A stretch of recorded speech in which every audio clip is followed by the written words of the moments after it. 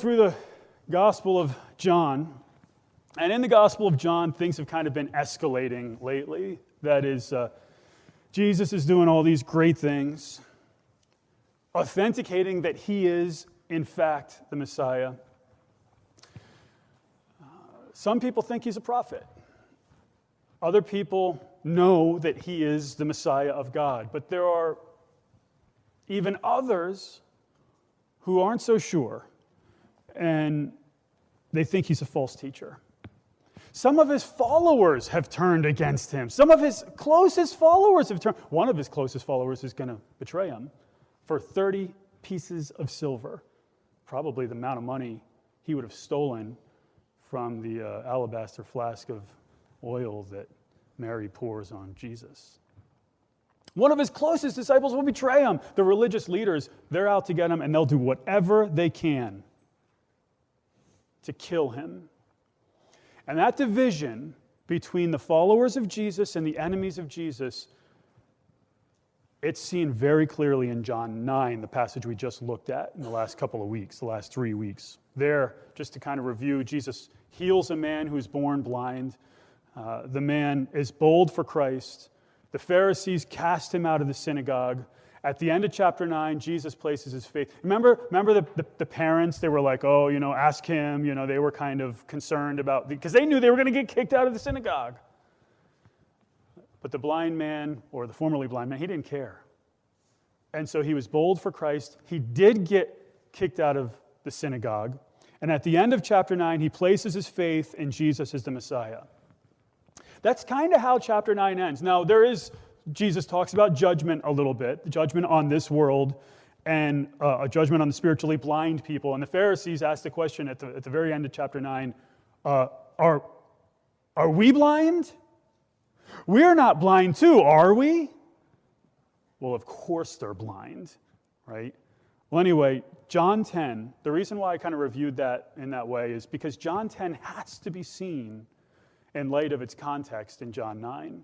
Most of the time you read through the gospel and you read through the whole episode of the healing of the blind man in John 9, and it's really one episode. We divide it into 3 parts because there's so much to be said.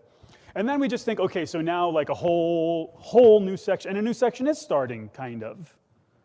But that new section is still in the context of what happened at John 9 with the blind man. Jesus is continuing to handle that situation, and what he says in this passage and in the coming weeks has strong implications for his audience and for us. And so in John 10, Jesus talks about a shepherd, or at least he starts talking about a shepherd and a thief. And I'll have it up here so you won't need to look at your phones. If you need to have one of the paper Bibles open, that's fine, but I'll have it up here. So look at verse 1. John 10, verse 1.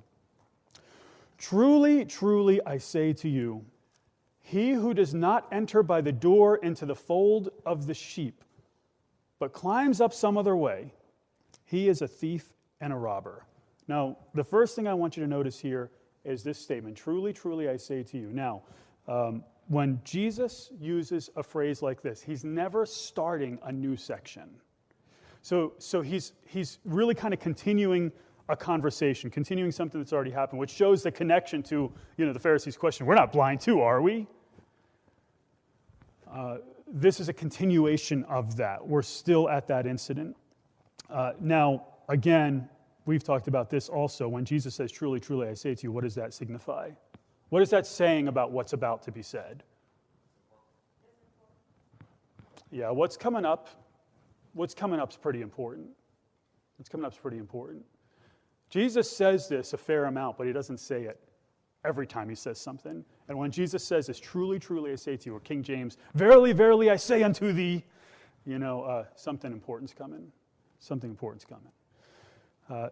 Notice that there's a person who does not enter by the door into the fold of the sheep, but climbs up some other way. So this person is a thief and a robber. Now, in order for you to understand what Jesus is saying here, you need to understand what this is.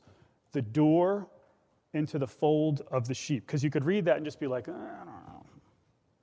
Right? If you're reading through the Bible and if you're reading through at a macro level, that is, I'm reading through like large portions at a time, I might really not understand what I'm reading there. But this is really, in Israel, they'd have like this large enclosure. And I'll show you a video in a second. They have this large enclosure. They'd have these large enclosures, and that's where they would kind of like herd the sheep. It might be built of rocks or something like that. And it would have an opening in it for the sheep to get in and out. And it might have a door or a guard. And again, I don't want to get too far ahead of myself. I want to show you. Soundmen, I don't know if you're ready for this. I think Andrew's ready for this. So let me go ahead and play this video for you. By the way, I have purchased some videos from these guys in the past, and I actually sent them, I got permission to play this video for you guys. They actually sent me a download link so I could actually download it. It's not even something that you can buy. I don't know everything there is to know about these people, but I know one thing. They make some pretty excellent Bible videos, little Bible short videos, just kind of like teaching a little context truth in Scripture. So I think this will be really helpful for you. Let's make sure the sound works. So how do people go to heaven? Well, in answering this very important question, Jesus spoke figuratively about one of these, a sheep pen. So a sheep pen is made up of these stone walls that come together and form a narrow opening. So before evening sets in, the shepherd gets his flock into the protection of a sheep pen, and then he himself serves as the gate to a sheep by sitting or laying in this narrow opening so that nothing can get in and nothing can get out without going through the shepherd.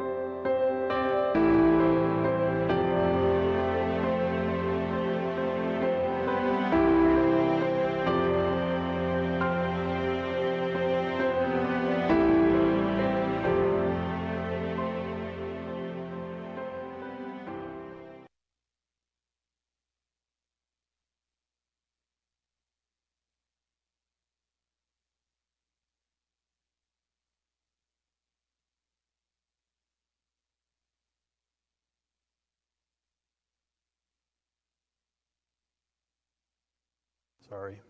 That picture really helps me understand what's going on here. When I read, truly, truly, I say to you, he who does not enter by the door into the fold of the sheep. Now I get that picture. I understand that picture. But climbs up some other way, he is a thief and a robber. Now, you saw those walls in there. Sometimes those walls would have like thorns and stuff, right? So if a wolf tried to climb in there and get to the sheep, there would be pain associated, right? He couldn't get up. There was protection. Sometimes the sheepfold that we saw there, that enclosure, would be a cave or part of the family courtyard. Whatever the case is, those sheep would be kind of herded in there. They would be put into the fold at night in order to protect them from predators and from wolves and from thieves and robbers.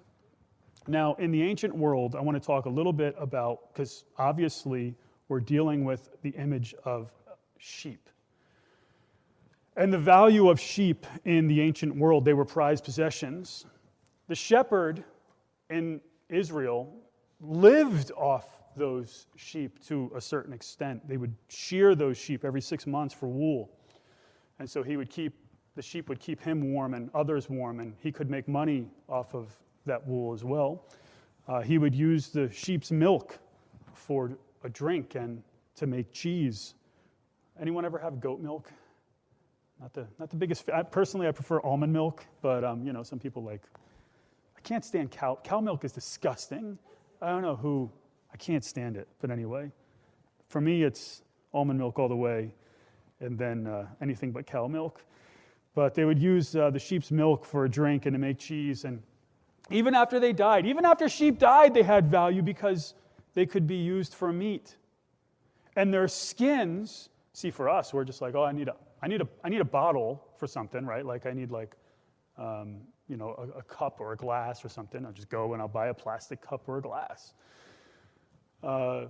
They would store, or we'd buy Tupperware, right? They would store things in skins sometimes. So they would use the sheep's skins to store sometimes drinks and stuff like that. So we have this value in the ancient world of the sheep, but the real value of these sheep isn't in what they can provide, that is their wool or their milk or their meat or their skin or whatever. The real value of sheep in the ancient world, at least in the metaphor of the Bible, is seen in their character, in the character of the sheep. One guy says that sheep are the most obedient of animals. They're submissive to their shepherd, and they remain with the rest of the flock. I would say most of the time, right? Not always. In fact, I'm going to show you another video from these guys in a few weeks, I think, about that. But sometimes several shepherds, they would each have their flocks, and they would kind of share one of these large enclosures, a sheepfold. And they would hire an under-shepherd, like the guy that was sitting in the doorway there. In that particular case, he would have been the shepherd, but there'd be like an under-shepherd who would kind of care for these many flocks at once. And the sheep would know him as well as they would know their shepherd. You'll notice here that some don't enter by the door. He who does not enter by the door. They climb up. Their attempt is to steal the sheep or harm them, and they are thieves and robbers. So a shepherd has a lot to guard against. By the way, this is a really appropriate metaphor for a master-disciple relationship like Jesus has with his disciples. It's actually an appropriate metaphor in a different way, not the way this passage teaches, but that shepherd-sheep relationship is the basis behind why you call a pastor a pastor. The idea is that shepherd-sheep type relationship. Now, when Jesus talks about thieves and robbers here, who do you think he's talking about in context? Who do you think he's talking about? Given the context. Remember, we're thinking in terms of John 9. Who do you think the thieves and robbers are? I mean, at the very end of John 9, we are not blind too, are we? Right? We're still dealing with that context. Very likely a reference to at least those religious leaders who reject him. Those religious leaders who are trying to lead the people of Israel astray from their only means of salvation, which is the Messiah. They're only interested in fleecing the sheep. They're more interested in stealing them and harming them. They have no interest in guarding them or taking care of them. They'll even cast those sheep out of the synagogue. Israel needs to watch out for thieves and robbers who climb in some other way. But the shepherd himself enters by the door of the sheep. Look at verse 2. But he who enters by the door is a shepherd of the sheep. Again, if you're a shepherd, the guard knows. Now, there are two potential contexts here. You have the sheepfold, which is many different flocks kind of in this enclosure and a couple of different shepherds. Let's say 2 or 3 families or whatever, they'd put their sheep together in a pen, and you'd have that hire. But that guy who's hired, he knows each of the shepherds. And when that shepherd comes, he can enter by the door because the guy in the door knows him. And his sheep know him. These sheep know which one is their shepherd. Not entirely different, a little bit different, but not entirely different than, anyone here have a dog? I'm more of a cat guy. You know what I mean? Like, dogs are sellouts. They're sellouts. They're so easy to break. More of a cat man, but I'm allergic. Cats don't like me. I'm allergic. Anyone here a cat person? They don't care one way or the other if you're home or not, right? That's one of the things I like about a cat. They know where to go to the bathroom. You could just put the little thing there and they go, right? And I had a cat for like 6 months or so. It didn't work out, so I sold him to the local Chinese food place. But no, I gave him to my sister. Actually, I gave him to my mom, who gave him to my sister. But I love cats. But a dog kind of knows who its owner is, right? So when I was a kid, I grew up with a little dog we named Snoopy, and it looked more like a rat. Our dog, right? Kind of looked like an infected rat, like a large infected rat. But we loved Snoopy. She was a great dog. And when my dad came home, he'd open the door, and she'd go running to the door, and she'd start untying his shoes. She'd start like biting the shoelaces and start untying the shoes. She knew who her master was, right? And when I came home, she was like, "Arr." She knew. She was a good judge of character. She knew what was going at the time, right? So these sheep, they know their shepherd. And the shepherd doesn't have to climb in some other way. He can go through the door. He wouldn't have to be subversive. Again, shepherding is an appropriate metaphor in Israel because shepherding has been part of Israel's history. For instance, Abraham, Isaac, Jacob, they were shepherds, right? The people of Israel, when they came into Egypt, they were shepherds. When they left after the Exodus, they were shepherds. The land of Israel was great for shepherding. I'm not going to get into all the details about that, but the people of Israel would have had a lot of familiarity with shepherding. It was a common part of their society. So for Jesus to use a metaphor like this made sense. It made sense in a society like that, in a pastoral society. So shepherding was part of Israel's culture, it was part of their history, but it was part of their theology too. The Lord is seen as shepherd at least 9 times in the Old Testament, and perhaps the most important one, or the most well-known one, I should say, is Psalm 23. The Lord is my shepherd, I shall not want. He maketh me lie down in green pastures. He leadeth me beside the still waters. He restoreth my soul. He guides me in the paths of righteousness for his name's sake. Yea, though I walk through the valley of the shadow of death, I will fear no evil, for thou art with me, thy rod and thy staff, they comfort me. Thou preparest a table before me in the presence of mine enemies. Thou anointest my head with oil. My cup runneth over. Surely goodness and mercy will follow me all the days of my life, and I will dwell in the house of the Lord forever. Probably the most well-known, I would think, probably one of the most well-known psalms, if not the most well-known psalm in our society, even today, 2,000 years after Jesus' time, and upwards to around 3,000 years after this was written. Imagine how long that is. 3,000 years later, we're still looking at this. Why? Because God wrote it. Because we realize that God wrote it. And so theologically, this was an important metaphor. The Lord is the shepherd of Israel. He cares for his people. He protects them. He guides them. He restores them. He is the shepherd of Israel. And Israel is his flock. That's understood. It's repeated throughout the Old Testament. The blind man was part of that flock. He was cast out by thieves and robbers. Now, again, the sheep know their shepherd and they follow him. Back to John 10. But he who enters by the door is a shepherd of the sheep. To him the doorkeeper opens. Remember we talked about that a little bit? To him the doorkeeper opens, and the sheep hear his voice, and he calls his own sheep by name and leads them out. When he puts forth all his own, he goes ahead of them, and the sheep follow him because they know his voice, just like my dog knew who my dad was and went nuts when he came home every night, like ripping his shoes off, so to speak. These sheep know their shepherd.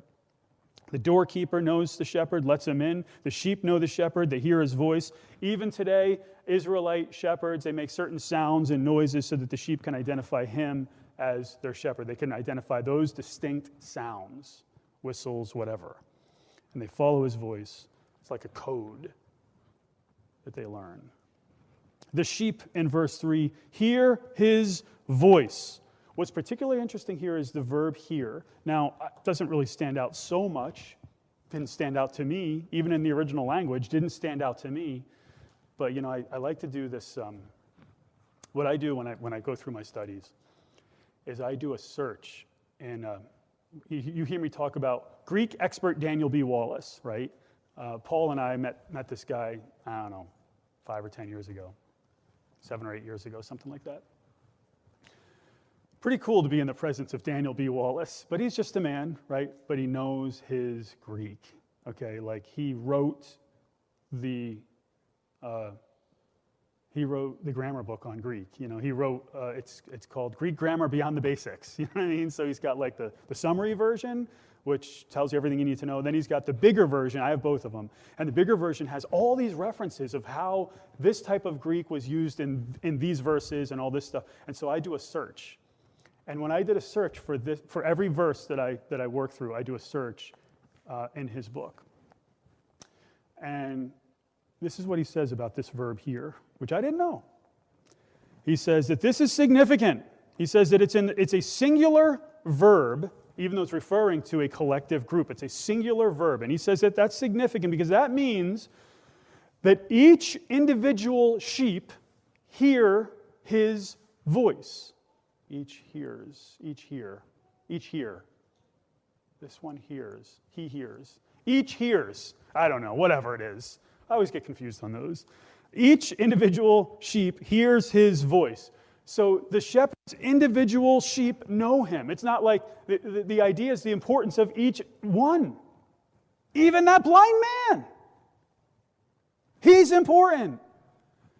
And if Daniel B. Wallace is right, and it sounds like he is, based on what I understand about Greek, that makes a lot of sense, then each one of you has that same importance. Each one of you is important before God. The shepherd calls his sheep by name. He knows them. He knows them intimately. That is, he knows everything there is to know about them that he can know. In the ancient world, of course, God knows everything there is to know about us. A shepherd would name he'd probably have like 100 to 300 sheep, something like that. And he would name every single one of them, is our understanding. That's what the resources say. And he would name them on the basis of some characteristic. So they'd have some characteristic, and he would name them that, and that's how he would kind of be able to identify them. Well, anyway, the ancient shepherd would lead them out. Does that happen in America? You know how sheep are herded in America? Anyone want to tell me how they're herded and how sheep are herded in America? Anyone know? AJ.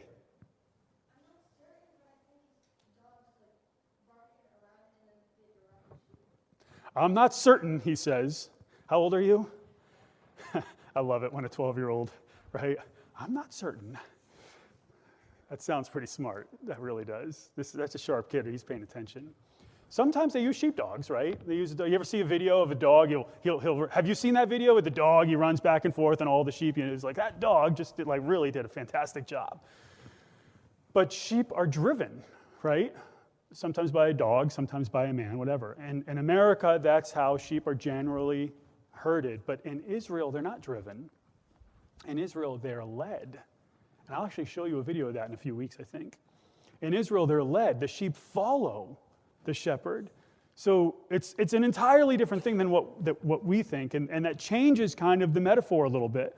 Again, an appropriate picture of a master-disciple relationship like Jesus has with his disciples. And what's being said here really is that Jesus is that shepherd.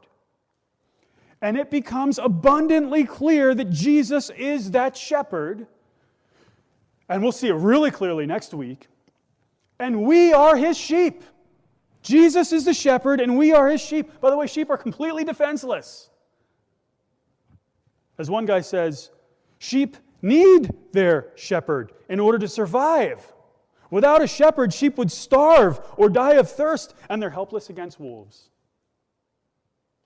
In fact, I think it was the guy in that video, in a different video.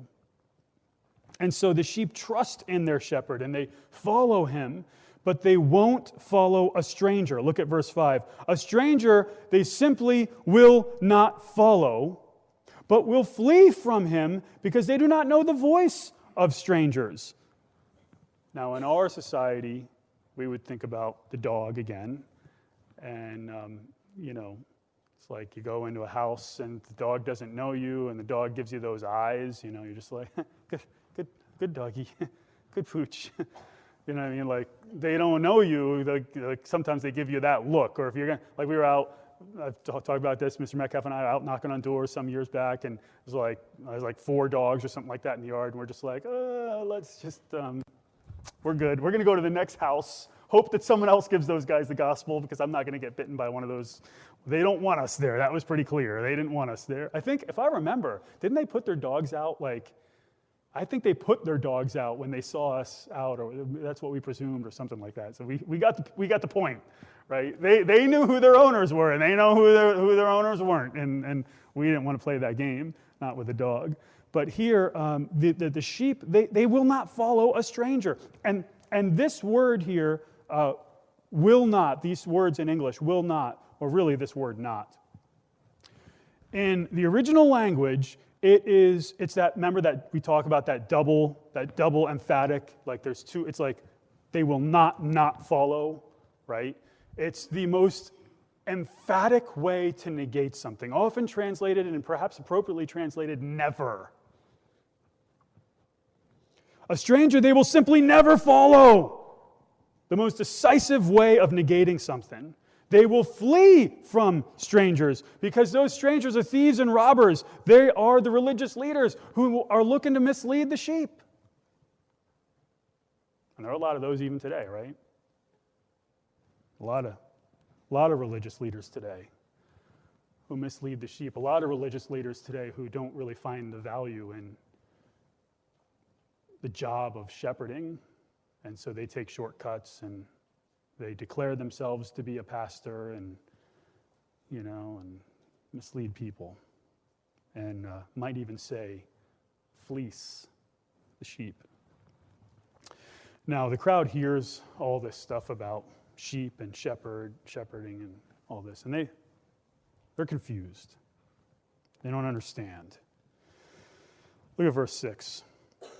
This figure of speech, and that's a good way of translating that word. This figure of speech, Jesus spoke to them, but they did not understand what those things were which he had been saying to them.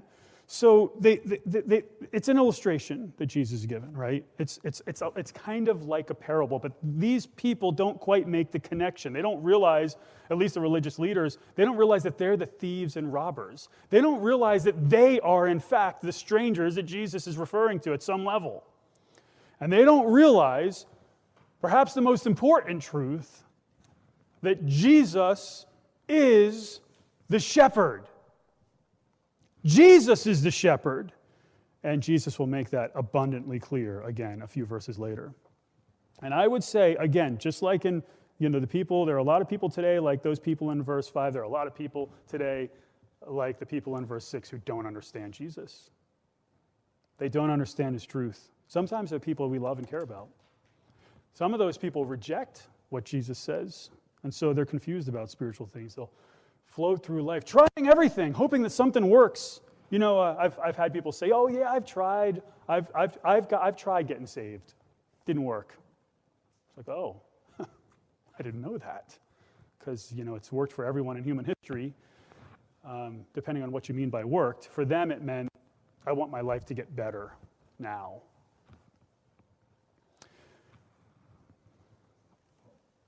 Things didn't always get better for people. Sometimes the prophets, things got worse. Just read about Jeremiah. Jeremiah suffered. In fact, there's a whole book written by Jeremiah it's called Lamentations, right? Where he's lamenting, he's in suffering, he's in agony. And a lot of the people who followed the Lord, a lot of his prophets were killed. So it didn't work. It didn't work for me. So, I'll try something else like, Buddha or, following Allah or whatever. They reject what Jesus says because their whole motivation for following him was self-gain. They don't understand Jesus, and they'll never find satisfaction. They may find false teaching and mistake that for what God says and for devotion to the Lord, and that may temporarily satisfy them, perhaps even in this life, but in eternity, they've paid the ultimate price. A person like this, a person who does not understand what Jesus says, needs the gospel. And they need it over and over and over again. They need to hear Jesus' words over and over and again until they understand it at least. And then they need to be called to decision. Will you place your faith in Jesus Christ? The Jews need to understand that Jesus is the shepherd of the sheep. And again, we're going to really focus on that more next week.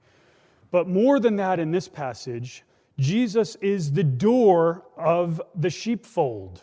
Remember, we talked about the enclosure and the opening and the shepherd that was kind of in the doorway. Jesus is the shepherd, and he is the door. He is the gate to the pen, so to speak, to the sheepfold. Verse 7, so Jesus said to them, truly, truly, I say to you. And again, what's this signify? It's something important's about to be said. Something extremely significant. It's not only is it that one of those truly, truly, verily, verily, I say unto these statements, it's an I am statement. It's a declaration of something that Jesus is. And Jesus says, truly, truly, I say to you, I am the door of the sheep.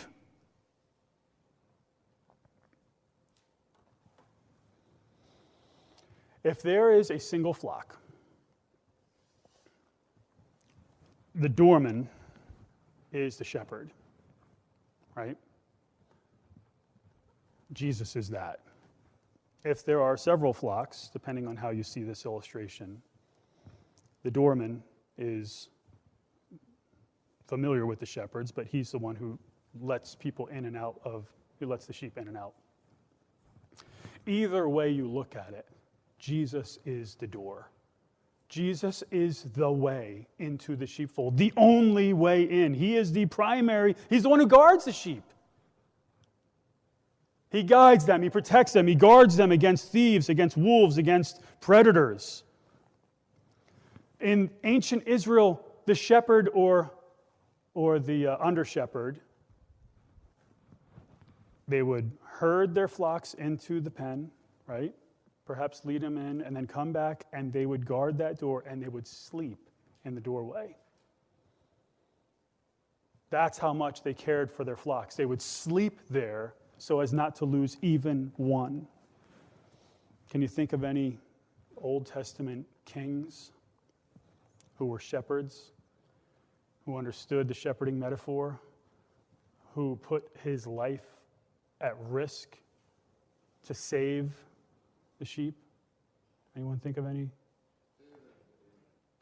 That's like Bible Trivia 101, right? That should be like, for 100, Old Testament for 100, right? David, obviously, where he fought, the paw of the lion and the paw of the bear, right? And surely God would deliver the paw of this Philistine into my hands, right? David understood that. David got it. The This shepherd is the only legitimate means of entrance into the fold. And the image is as clear as can be here, that Jesus is the only way into the fold.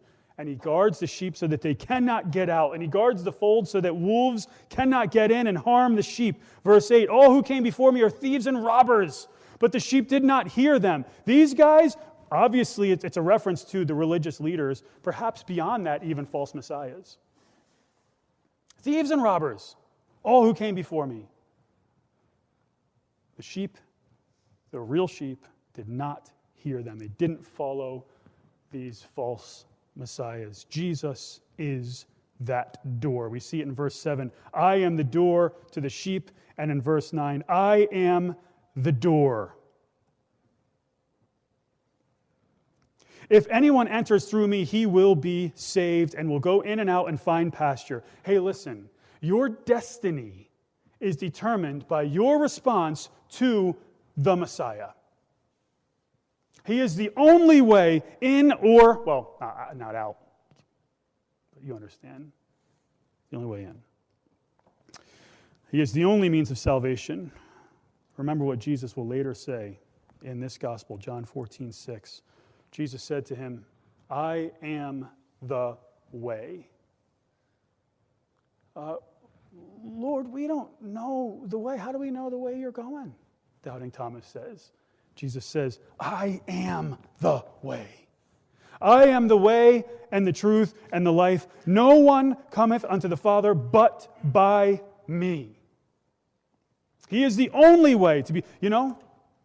Peter, in a sermon later early in the book of Acts, later in probably a few years after our events, says, and there is no, and neither, you've memorized it a certain way, right? Neither is there salvation in any other, for there is none other name under heaven given among men whereby we must be saved. Jesus is the only way to be saved. There is no other way. There is no other chief shepherd.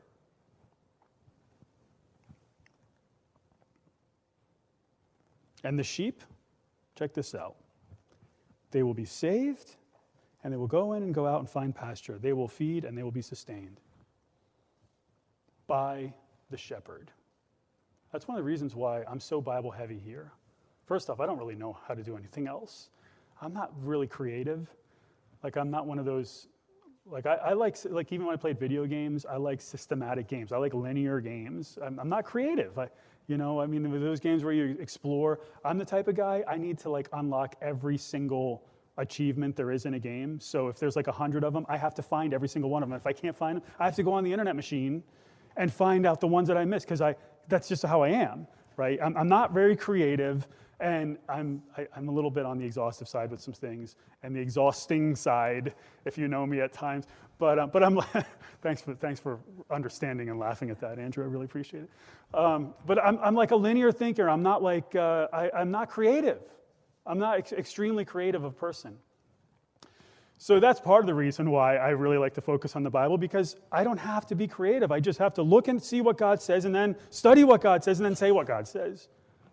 There's a little bit of creativeness maybe, but one of the reasons why we're so Bible heavy is, one, because I have to be. It's the only thing I know how to do. And two, because Jesus is the one. He is the one who feeds. He is the one who sustains. He is the one who gives us the truths of life. Where else would we go? You have the words of life.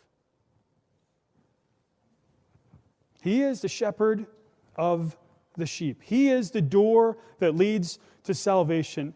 But the thief, in verse 10, the thief, again, comes only to steal and kill and destroy. I came that they may have life and that they may have it abundantly. They will exploit the sheep, the thieves will. They will steal them. Carson says this: the world still seeks its humanistic political saviors. It's Hitler's. It's Stalin's. It's Mao's. And only too late does it learn that they blatantly confiscate personal property. That is, they come to steal. They ruthlessly trample human life underfoot. and they contemptuously savage all that is valuable. That reminds me of a lot of religious leaders today, a lot of the guys on TV. But it's as clear as can be. Jesus is the door of salvation. I came that they may have life and have it abundantly. An abundant life in the here and now. That is not riches and prosperity and all that stuff, but joy in our salvation. And an abundant life that is everlasting life for all eternity. Jesus is the good shepherd. He is the shepherd, and he is the door of the sheepfold. He guides, he guards, he protects his sheep. He is the door through which the sheep enter into the fold. And all of that, as an illustration, points us towards the fact that you need to place your faith in Jesus as the Messiah. You need to place your faith in him as the great shepherd, as the door to the sheepfold, the only way that you can be saved. There's no other way. You can't earn your way into heaven by well, if I do enough good things, or if I follow the sacraments of the church, or if I give enough money, or if I pray enough, or if I read the Bible so many times, or if I'm just a nice person and I feed the poor, or I try to just be better at good things, a little more good things than bad things.